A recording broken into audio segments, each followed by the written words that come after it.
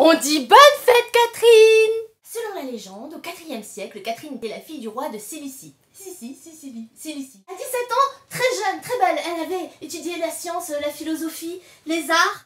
Elle était devenue aussi très chrétienne, oui, depuis que la Vierge Marie lui était apparue. Elle avait même présenté son fils. Jésus-Christ en personne! Alors, elle s'était convertie et l'avait épousé. D'ailleurs, il lui avait même offert une alliance en or.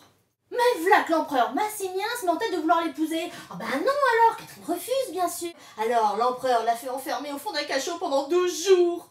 Mais je ne dis pas qu'au fond de sa prison, Catherine réussit à convertir 50 savants, 200 soldats, Blanche-Neige et les 7 nains, et l'impératrice elle-même.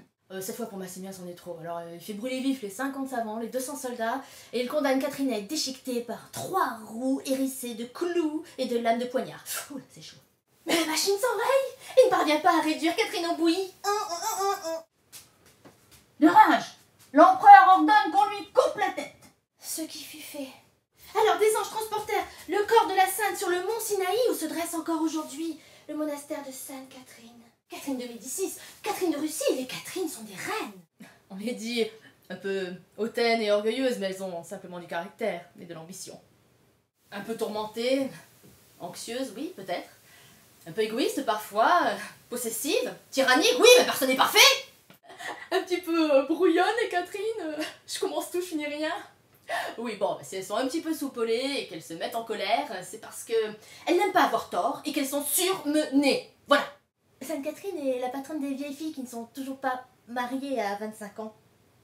Dans les maisons de couture, on leur fait porter un joli chapeau jaune et vert qu'elles ont fait elles-mêmes. Très chic, très discret. Mais Catherine a aussi été la patronne des écoliers, des philosophes, des rémouleurs, des meuniers, Tudors, des charretiers, des tanneurs, des tourneurs et des fileuses, enfin bref, tous ceux qui travaillent du chapeau ou alors qui ont une roue quelque part. Leur chiffre, c'est le 47, leur couleur, c'est le rouge.